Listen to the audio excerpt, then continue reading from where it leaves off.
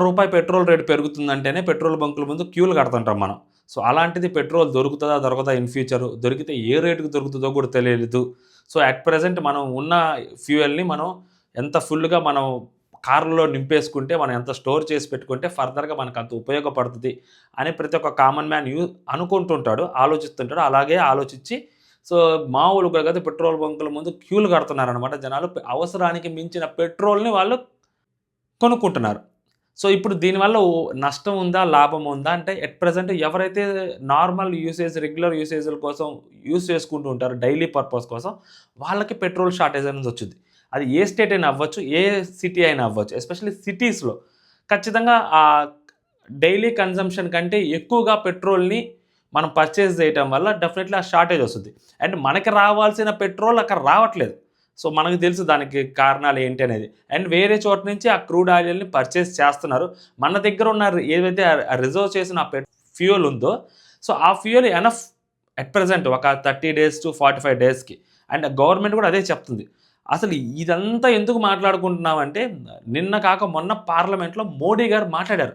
ఎన్నో రోజుల నుంచి యుద్ధం జరుగుతుంటే ఎప్పుడు మాట్లాడని మన మోదీ గారు ఫస్ట్ టైమ్ పార్లమెంట్‌లో మాట్లాడుతూ, ఇది యుద్ధం గురించి మాట్లాడుతూ మన దేశానికి ఏమన్నా ఇంపాక్ట్ ఉంటదా? ఉండదా? అని ఆయన నోటితో వినాలి కదా మనం. సో, ఆయన చెప్తేనే కదా మనకు నమ్మకాలొచ్చేది. ఎవరు చెప్తే మనం ఎక్కడ నమ్ముతాం చెప్పండి? సో, ఆయన ఏం చెప్పాడు? వరీయిజం అని ఒక మాట మాట్లాడాడు. ఏంట్రా అంటే కోవిడ్ కైండ్ ఆఫ్ సిట్యుయేషన్స్‌ని మళ్ళీ మనం చూడబోతున్నాము, చూడాల్సొస్తుద్ది అని కూడా చెప్పాడు. అలా అంటే చాలామందికి లాక్‌డౌన్ ఏమన్నా విధిస్తారా ఏంటి అంటే, సో, లాక్‌డౌన్ కాదు కానీ కొన్ని రిస్ట్రిక్షన్స్ అయితే మేబీ వచ్చేలాగే ఉన్నాయి. సో, మనకు ఏదైతే ఆ స్టేట్ ఆఫ్ హార్మోస్ దగ్గర నుంచి రావాలి, అది రావట్లేదు. మనం రష్యా సో, అక్కడి నుంచి తెచ్చుకుంటున్నాము. దానికి కూడా మనకి ఎటువంటి ఇబ్బంది రాకూడదని చెప్పి సో, వాళ్ళు అక్కడి నుంచి క్రూడ్ ఆయిల్‌ని ఇంపోర్ట్ చేసుకుంటున్నారు ఇక్కడికి. ఇప్పుడు ప్రాబ్లమ్ ఏంటంటే కన్జంప్షన్. ఆ ఫ్యూయల్ కన్జంప్షన్ అనేది చాలా బిగ్గెస్ట్ ప్రాబ్లమ్ అయిపోయింది. ఎంత యూజ్ చేయాలి? ఎంత ఎలా యూజ్ చేయాలో అర్థం కావట్లేదు సామాన్యుడికి. ఇప్పుడు మోడీ గారు ప్రాపర్‌గా ఎక్స్‌ప్లెయిన్ చేయలేదు. అంటే మన దగ్గర ఎంత రిజర్వ్ ఉంది? సో, దాంతో మనం ఎన్ని రోజులు సర్వైవ్ అవ్వగలుగుతాము దేశం మొత్తం మీద? సో, ఈ కొత్త ఆయిల్ ఎప్పటికొచ్చుద్ది? సో, వచ్చిన తర్వాత దాని పరిస్థితి ఏంటి? అనేది ఆయన ప్రాపర్‌గా ఎక్స్‌ప్లనేషన్ ఇవ్వలేదనమాట పార్లమెంట్‌లో. సో, ఇవ్వకపోయేసరికి ఆబ్వియస్‌లీ జనాల్లో డౌట్ అనేది క్రియేట్ అయితది, రైజ్ అయితది. ఆలోచనలో పడతారు. వాళ్ళ సేఫ్టీలో వాళ్ళు చూసుకుంటారు. ప్రతి ఒక్కరు సెల్ఫిష్‌గానే ఆలోచిస్తారు ఈ టైంలో. ఫస్ట్ వాళ్ళ గురించి వాళ్ళు ఆలోచించుకుంటారు. పక్కనోళ్ళ గురించి ఎందుకు ఆలోచిస్తారు?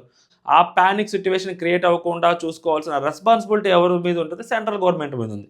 ఇప్పుడు ఆ సెంట్రల్ గవర్నమెంట్ ప్రాపర్‌గా ఆహ్, డెమాన్‌స్ట్రేషన్ ఇవ్వలేదనమాట. ఏమంటారంటే నంబర్స్‌తో ఇవ్వాలి. ఆ నంబర్స్‌తో ఇచ్చినప్పుడు అక్కడ నార్మల్‌గా చూస్తున్న మీరవ్వచ్చు, నేనవ్వచ్చు, మనం అవ్వచ్చు కొంచెం ధైర్యంగా బతుకుతాం. అక్కడ నంబర్స్‌తో చెప్పట్లేదనమాట. ఏం చెప్తున్నారు? అండ్ నెక్స్ట్ ఎల్‌పీజీ దగ్గరికొచ్చేసరికి కూడా ఇదే ఇష్యూ నడుస్తుంది. దేశంలో ఎల్‌పీజీ షార్టేజ్ ఉంది. కమర్షియల్ గ్యాస్‌కి షార్టేజ్ ఉంది. సో, డొమెస్టిక్ గ్యాస్‌కి పర్లేదని చెప్పి కొన్ని స్టేట్స్ చెప్తున్నాయి. లేదు డొమెస్టిక్ గ్యాస్‌లు కూడా ఇబ్బందులు జరుగుతున్నాయని చెప్పి చాలామంది మాట్లాడుతున్నారు బయటకి. And LPG definitely commercial gas అయితే మాత్రం లేదు. ఆ కట్టెల పొయ్యిల మీద వంటలు చేస్తూ వీడియోలు పెడుతున్న వాళ్ళు కూడా చాలామందున్నారు. మనం చూస్తూనే ఉన్నాం. ఇక్కడ ప్రాబ్లమ్ మళ్ళీ. సో, ఎల్‌పీజీ పరిస్థితి ఏంటి? సో, ఎంతవరకు ఉంది మనకి? ఫర్ ఎగ్జాంపుల్ కమర్షియల్ గ్యాస్ కాకపోయినా డొమెస్టిక్ గ్యాస్ ఎంతవరకు ఉంది? సో, ఎంతమందికి ఇస్తారు? ఎన్ని రోజుల వరకు సస్టైన్ అవ్వచ్చు? ఏంటి? ఇప్పుడు గ్యాస్ పర్చేజ్ దాని మీద సో, కొంచెం టైమ్ లిమిట్ పెట్టారు. 25 డేస్ టు 40 డేస్ పెట్టారు. సో, ఒక గ్యాస్‌ని 1 మంత్ కాకుండా 1 ½ మంత్, 2 మంత్స్ వాడుకునేలాగా ట్రై చేయండి అని చెప్పి ఇలాంటి మాటలు చెప్తున్నారు. బట్ మన దగ్గర ఎంతవరకు రిజర్వ్ ఉంది? ఏంటి? ఇప్పుడు పెట్రోలియం మినిస్టర్ గారు అవ్వచ్చు, లేకుంటే హానరబుల్ ప్రైమ్ మినిస్టర్ గారు అవ్వచ్చు. సో, వాళ్ళ స్టాండ్ ఏంటి దీని మీద? నెక్స్ట్ ఏం జరగబోతుంది? ఏం చేయబోతున్నారు? ప్లాన్ ఆఫ్ యాక్షన్ ఏంటి? ఎలా ఉంది? అని చెప్పిన మోడీ గారు కొన్ని మాటలు చెప్పారు. సో, ఏంటంటే నార్మల్‌గా మనం క్రూడ్ ఆయిల్ కోసం 27 కంట్రీస్ మీద డిపెండ్ అయ్యి ఉంటాం. వాళ్ళ దగ్గర నుంచి ఇంపోర్ట్ చేసుకుంటూ ఉంటాం. ఇప్పుడు ఆ 27 కంట్రీస్ కాస్త 47 కంట్రీస్ తోటి డీల్ మాట్లాడుకున్నాం. సో, కాబట్టి ప్రాబ్లమ్ లేదు. అంటే లైక్ 27 కంట్రీస్ నుంచి ఎంతైతే ఆయిల్ పర్చేస్ చేస్తుంటామో, అంతే క్రూడ్ ఆయిల్స్ 47 కంట్రీస్ నుంచి పర్చేస్ చేస్తున్నామని చెప్పి ఆయన చెప్పారు. అండ్ యుద్ధం వలన ఆ రేట్లు పెరిగేదానికి నిత్యావసర వస్తువుల రేట్లు పెరుగుతాయని చెప్తున్నారు. కరెంటు బిల్లులు చార్జెస్ పెరిగే అవకాశం ఉంది. ఎందుకంటే డెఫినెట్లీ అంతా ఫ్యూయల్ తోటి, ఆ క్రూడ్ ఆయిల్ తోటి, ఆ పవర్ తోటి అంతా ముడిపట్టి ఉంటుంది కదా! సో, వాటి రేట్లు పెరుగుతాయని కూడా చెప్తున్నారు. అండ్ నెక్స్ట్ సో, పెద్దాయన చెప్పే మాట ఏంటంటే, ఇప్పుడు అంటే 53,00,000 మెట్రిక్ టన్నుల strategic petroleum so, at present ఇండియాలో అవైలబుల్ ఉంది అంటే దీంతోటి గట్టిగానే మేనేజ్ చేయొచ్చు. ఒక 20-30 డేస్ ఆర్ 45 డేస్ వరకు మేనేజ్ చేయొచ్చు. ఎందుకంటే దగ్గర దగ్గర మనం రోజుకి 2,00,00,000 లీటర్ల పెట్రోల్ మన దగ్గర ఉంటది. సో, 3,00,00,000 లీటర్ల డీజిల్ కూడా మన దగ్గర కన్జ్యూమ్ అవుతూ ఉంటది. పర్చేజ్ అవుతూ ఉంటది మన దేశంలో. అంటే కొంచెం ఆ పానిక్ సిట్యుయేషన్‌ని క్రియేట్ చేయకుండా జాగ్రత్తగా వాడుకోండి. వాడుకునే విధానాన్ని నేర్చుకోండి అన్నట్టు ఆయన చెప్తున్నాడు. ఎందుకు కోవిడ్ సిట్యుయేషన్ అని చెప్పి ఆయన తీసుకొచ్చారంటే, ఇప్పుడేదో లాక్‌డౌన్ పెడతారు. ఇది ఏమన్నా ఇన్ఫెక్షన్ ఒకళ్ళ నుంచి ఒకళ్ళకి ట్రాన్స్‌ఫర్ అవ్వడానికి, స్ప్రెడ్ అవ్వడానికి కాదు కదా! ఎందుకు కోవిడ్ సిట్యుయేషన్స్‌ని అప్పుడు ఎలా అయితే మనం ఉన్నామో ఇప్పుడు కూడా అలాగే ఉండాలని ఎందుకు ఆయన మాట చెప్తున్నాడంటే, ఆ పరిస్థితుల్లో మనం ఎలా ఉన్నాము, మన దగ్గరున్న ఏదైతే నిత్యావసర వస్తువులు అవ్వచ్చు, లేకుంటే మన దగ్గర ఉన్న పెట్రోలు, డీజిల్ మన కార్లలో ఉన్నవవ్వచ్చు, లేకుంటే మన ఇంట్లో ఏది ఉన్నా కానీ మనం దాన్ని చాలా లిమిటెడ్‌గా వాడుకున్నాము. చాలా వాల్యుబుల్‌గా వాడుకున్నాము. అవసరానికి మించి మనం ఎక్కడ ఏది వాడలేదు కోవిడ్ సిట్యుయేషన్స్‌లో. చాలా జాగ్రత్తగా వాడుకున్నాం మనం. లిమిటెడ్ సోర్సెస్‌ని ఉపయోగించుకొని వాడుకున్నాము. ఎంత కావాలో అంతే వాడుకున్నాము. మోర్ దాన్ దట్ మనం ఎప్పుడు వాడలేదు. ఇప్పుడు అతను అలా బతకాలి అని చెప్తున్నాడాయన. కొన్ని రోజులు మనం ఏదైనా ఫర్ ఎగ్జాంపుల్ ట్రిప్పులకెళ్ళాలనుకుంటున్నాం. అయి క్యాన్సిల్ జేసుకోవడము. లేకుంటే ఆఫీసులకి ఎవరి బైకుల మీద వాళ్ళు ఎళ్తుంటారు. అలా కాకుండా ఒక క్యాబ్స్‌లోనో లేకుంటే ఒక కార్ పూలింగ్ అని ఉంటది. సో, అలాగే చేయటము. ఇలా చేయండి అని అంటున్నారు. సో, కొన్ని రోజులు వర్క్ ఫ్రమ్ హోమ్ చేసుకోండి అని కూడా చెప్తున్నారు. మేబీ ఇది తీసుకొస్తారనుకుంటా మోస్ట్‌లీ. ఎందుకంటే మీకు హాస్టల్స్‌లో ఎల్‌పీజీ దొరకట్లేదు. హాస్టల్స్‌లో ఉండాలంటే వాళ్ళకి కమర్షియల్ గ్యాస్ దొరకట్లేదు. అండ్ ఆఫీసులకెళ్ళాలంటే ఆ పెట్రోల్‌కి రాను, పోను డెఫినెట్‌లీ ఎక్కువైతది. అండ్ ఆ బస్సులు రన్ అవ్వాలి అన్నా కూడా ఖచ్చితంగా పెట్రోల్, డీజిల్ కావాలి. సో, వీటన్నిటికి ప్రత్యామ్నాయంగా ఆల్టర్‌నేటివ్‌గా కొన్ని రోజులు మేబీ వర్క్ ఫ్రమ్ హోమ్ తీసుకురావచ్చేమో. సో, అలాంటి సిట్యుయేషన్ తీసుకురావచ్చు. అంతేగాని లాక్‌డౌన్ అంటే మొత్తం దేశం మొత్తం బంద్ చేస్తారని కాదు. మనం ఏదైతే యూజ్ చేసుకుంటున్నామో యుద్ధం వల్ల మనకి వేటి మీద అయితే ఎఫెక్ట్ పడిందో ఆ క్రూడ్ ఆయిల్ అవ్వచ్చు, ఎల్‌పీజీ అవ్వచ్చు, వాటి కన్జంప్షన్‌ని కొంచెం తక్కువ చేయటం కోసం సో, మేబీ పోయే కొద్దీ యుద్ధం ఆగిపోయే పరిస్థితులు ఎక్కడ కనిపించట్లేదు. పిచ్చి నా కొడుకులు ఒక 5 రోజులు ఆపారు తప్పితే మళ్ళీ కొట్టుకుంటూ మెంటల్ లేచింది ట్రంప్‌కి. ఇరానోళ్ళు ఏడ తగ్గట్లేదు. అసలు ఇరానోళ్ళు తగ్గని విధానాన్ని చూసైనా గానీ ట్రంప్‌కి బుద్ధి రావాలి. ఎన్ని లక్షల కోట్లు ఖర్చు పెడుతున్నారు అనవసరంగా. అయినా కూడా ఇరాన్ వాళ్ళు తగ్గట్లేదు. వాళ్ళ లీడర్ చనిపోయిన తర్వాత కూడా ఇరాన్ వాళ్ళు తగ్గట్లేదు. అయినా వీళ్ళెక్కడ ఆగట్లేదు. వీళ్ళకి అర్థం కావాలి ఇప్పటికి.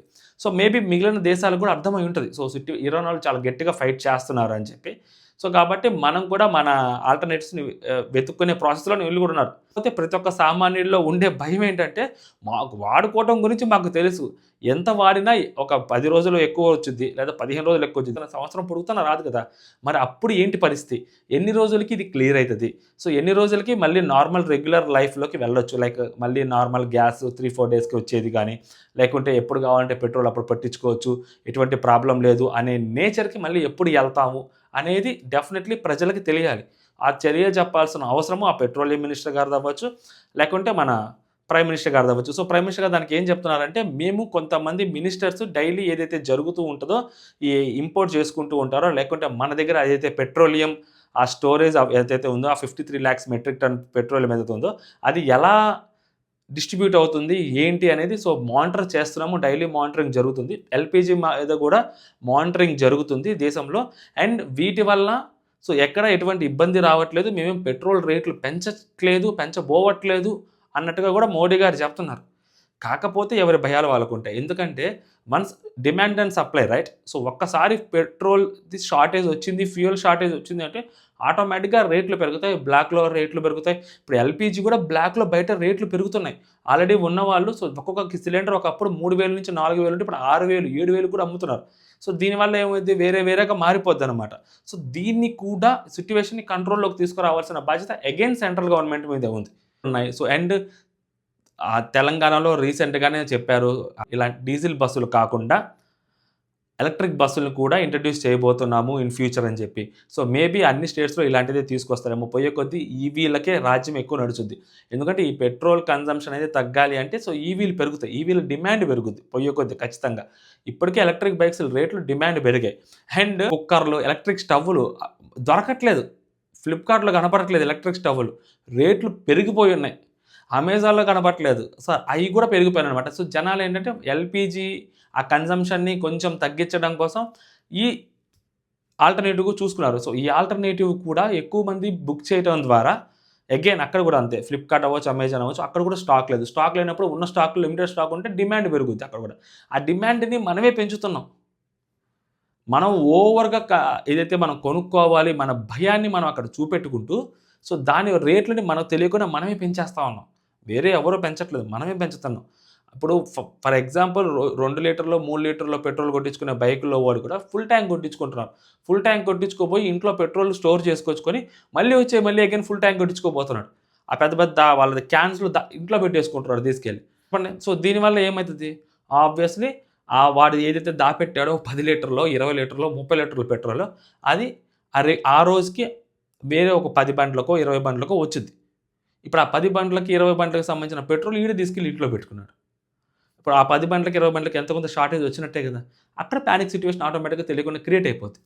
అలా క్రియేట్ అవ్వద్దు, అవ్వకూడదు అని చెప్పి ఒక పక్క సెంట్రల్ గవర్నమెంట్ చెప్తున్నా కూడా సో, జనాల్లో భయముంది. ఎందుకు భయముందంటే అష్యూరెన్స్ లేదు గవర్నమెంట్ దగ్గర నుంచి ప్రాపర్‌గా. ఇంతొస్తుంది, ఇంతొచ్చింది, ఇంత రాబోతుంది అని ఒక ప్రాపర్ లెక్కలతో చూపించుంటే డెఫినెట్‌లీ నమ్మేవాళ్ళు కొంచెం గట్టిగా ఉండేవాళ్ళు గానీ సమ్‌వేర్ ఎక్కడో ఆ కాలిక్యులేషన్ మిస్ అయిందేమో అనిపిస్తా ఉంటది. అండ్ మోడీ గారి నోట్లో నుంచి వర్రీయిజం అనే మాట గాని మళ్ళీ same kind of lockdown things మళ్ళీ మనకి చూడబోతున్నామని చెప్పడం గాని, సో, ప్రధానమంత్రి నోట్లో నుంచి అలాంటి మాటలు వచ్చినప్పుడు డెఫినెట్‌లీ ఆ పానిక్ సిట్యుయేషన్ అనేది ఇంకొంచెం ఇంక్రీజ్ అయిద్ది తప్పితే సో, డిక్రీజ్ అయ్యే ఛాన్సెస్ చాలా తక్కువుంటాయి. ఎవరి ఆందోళనలో వాళ్ళుంటారు. ఇప్పుడు డిమానిటైజేషన్ కైండ్ ఆఫ్ థింగ్స్ గూడా ఎంత సడెన్‌గా జరిగాయి. All of the sudden demonetization అని చెప్పి నైట్ అనౌన్స్ చేశారు. లాక్‌డౌన్ కూడా సడెన్‌గా అనౌన్స్ చేశారు. పొద్దున్నే వచ్చి లాక్‌డౌన్ చేస్తున్నాం అని చెప్పేసారు సడెన్‌గా. అలాంటి సిట్యుయేషన్సే మళ్ళీ పెట్రోల్ దొరకదు, పెట్రోల్ లేదు. సో, ఎవరిళ్ళలో వాళ్ళు ఉండండి అంటే సో, అదొక సిట్యుయేషన్ మళ్ళీ పానిక్ సిట్యుయేషన్స్ క్రియేట్ అయిద్ది. ఎందుకంటే ఎప్పుడు ఏ అవసరం వస్తదో ఇళ్ళలో వాళ్ళకి తెలియదు కాబట్టి వాళ్ళు కూడా ఆ పెట్రోల్‌ని స్టోర్ చేసుకుంటున్నారు. అది నేను చెప్తుంది. సో, కొంచెం గవర్నమెంట్ కొంచెం ఫోకస్ పెట్టాలి దీని మీద. చాలా దేశంలో especially majority major metropolitan cities ఏవైతే ఉంటాయో లైక్ హైదరాబాద్, బెంగుళూరు, చెన్నై, ముంబై, కోల్‌కతా. సో, ఇలాంటి సిటీస్‌లో ఇలాంటి పానిక్ సిట్యుయేషన్ అనేది డెఫినెట్‌లీ ఉంటది. తిరగలేదు. ఖచ్చితంగా. సో, దీన్ని కంట్రోల్ చేయాల్సిన బాధ్యత సో, డెఫినెట్‌లీ గవర్నమెంట్ మీదే ఉందనమాట.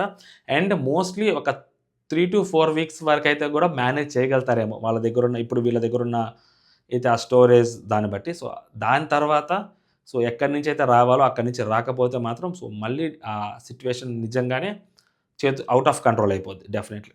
చూద్దాం మరి ఏం చేస్తారు గవర్నమెంట్ అనేది. సో, మీ ఒపీనియన్ కూడా మీరు కామెంట్ చేయండి బలంగా. దయచేసి అనవసరంగా లేనిపోని ఆ డిమాండ్‌నయితే క్రియేట్ చేయొద్దు ఎవరు గూడా. పానిక్ సిట్యుయేషన్‌ని క్రియేట్ చెయ్యొద్దు కూడా. చేస్తే ఏమైద్దంటే 20 రోజులకో, 30 రోజులకో క్రియేట్ అవ్వాల్సిన సిట్యుయేషను 10 రోజులకే క్రియేట్ అయిపోద్దనమాట. ఎందుకు? గవర్నమెంట్ ఏం బిలీవ్ చేసుంటది. So, as per the daily consumption so, 53 లక్షల మెట్రిక్ టన్నులు ఉన్నాయంటే ఓకే. ఫర్ ఎగ్జాంపుల్ ఒక 20 రోజులు, 30 రోజులు వచ్చిద్ది ప్రాబ్లమ్ లేదు అని వాళ్ళు ఆలోచిస్తుంటారు. 30 డేస్ తర్వాత వాళ్ళ ప్లాన్ ఆఫ్ యాక్షన్ ఏంటి అనేది వాళ్ళు ఆలోచించుకుంటా ఉంటారు. ప్లాన్ బి పెట్టుకుంటారు.